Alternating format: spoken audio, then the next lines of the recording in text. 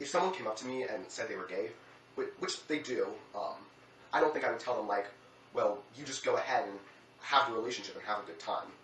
I know some people who are gay, who are following Jesus, who love Jesus and have same-sex attraction, but said, I'm not gonna date, I'm not gonna go and engage in sexual relationships.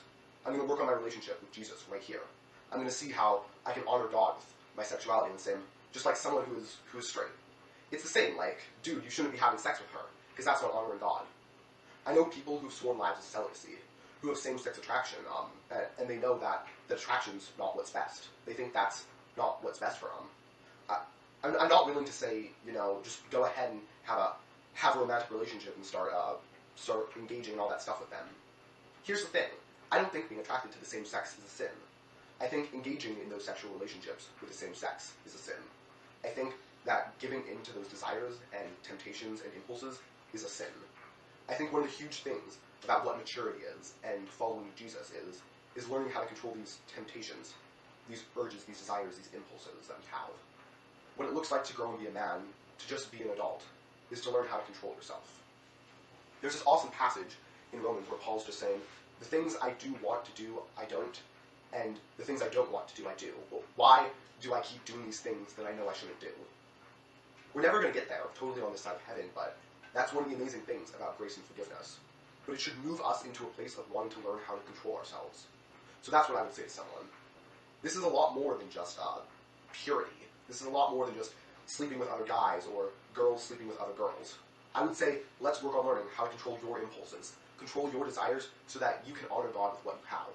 Jesus never said, you cannot do this, but the option was always there. There are passages in Paul's letters that say, don't encourage your brother to sin. Don't celebrate something, or don't make it easy to sin. So if I said that I was okay with there being legislation and laws allowing people to get married, I'm basically giving them the green flag to engage in those sexual relationships. What did God design this to be? How can we honor Him? By trying to align our lives with what He designed, our lives to live, because I hugely believe that the picture God has for our lives is the best picture, the best way for us to live. That's ultimately where I would land right now, and I don't have a problem saying that.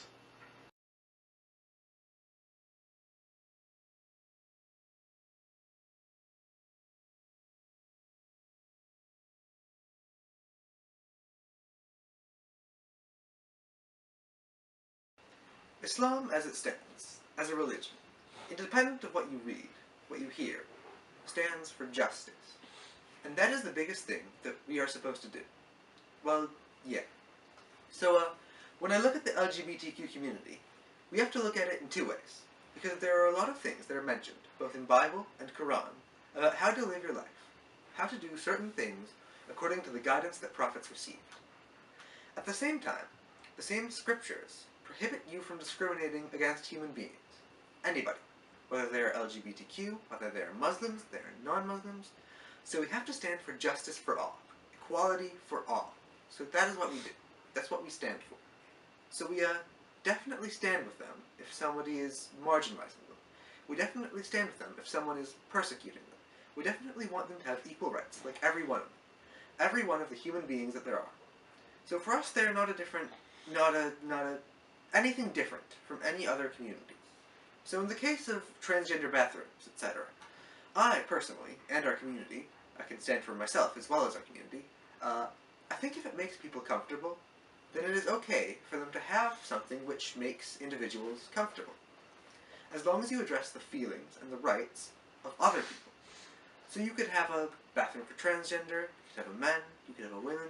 Now you have accommodated everybody. If you look at Islam, before Prophet Muhammad actually being given the revelation from God to be a prophet, for the first 40 years of his life, was a really good human being. So he was a trustworthy person. He was a person who stood up for the rights of minorities. That tells you that the human aspect of it is more important. Because, even after that is when he got the religion of Islam. And if you look at Quran, if you read it, majority of it is addressing how you need to be good to the people that you connect with. If you ask me spiritually as a Muslim, what do you think about it? Then I have a very different opinion from my religious perspective. At the same time, I don't want religion to be going on telling people, you are a sinner, you do this. I mean, do you know? Do I know I am not a sinner? Nobody knows. Only God knows. And when you go out, then you're not going to come back and say, hey, I was there. So we're not here in this world as gods to judge. X is a sinner. Y is a good guy. No. We don't know.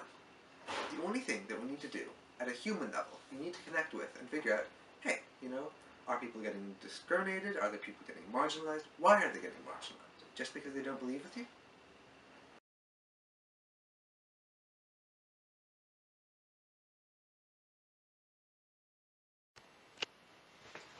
I was raised an atheist, and I remain one to this day. An atheist and a humanist. My mother's favorite answers to questions growing up about religion were, in order of frequency, religion is hooey. Religion is a bunch of bunk, and religion is for weak people, don't be a sheep.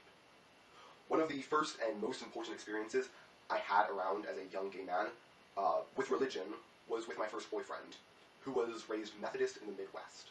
And we met and started dating our first quarter of freshman year in college. And he went to a different church every Sunday, looking for one that would be gay accepting. Every Sunday he tried a different church, and he went week after week each time, and he couldn't find one that was welcoming to him every Sunday. And he was quite distressed by this. And I, as his boyfriend, naturally wanted to help. I thought I had the perfect answer. Become an atheist. It wasn't a problem for me, and so it seemed like it would be a simple solution for him. Just give up all that nonsense my mom had taught me religion was. And after 3, 4, 5 such conversations over a period of weeks, he blew up at me and got angry. The one and only time he got angry. And he basically said, stop trying to take away my faith. And then he explained how important it was to him, and the role it played in his life. And it was mostly, the way he described it, a social role, a sense of belonging, having a community of people that he would see once a week in a certain context. And I understood. I got it. It made total sense once he described it that way. 25 years later, we were walking down a street, not as partners, but visiting as friends. We were now 43. And I reminded him that I had learned not to proselytize atheism from him. And he burst out laughing, and I said, why are you laughing? And he said, because I remember that conversation, and that, in fact, was the last time I ever went to church. So it was an important lesson, and it was valuable and life-changing for him. And I also learned a lesson that was valuable and life-changing for me. In the 14 years I've been working here, we have seen more than probably 1,500, maybe more than a couple thousand, homeless youth. Almost all of them have been kicked out solely because of their parents' prejudice. These are not youth that are having any other issues. There are, in my view, no issues that justify a parent kicking out a kid, but these kids are in a normal range of function on every scale. Psychological, emotional, social, academic, intellectual. They're just normal kids. And in all of those thousands of cases that we see, just in this one little social service agency, in this one area, the reason why parents have kicked them out is always, without exception, 100% of the time, based on religion.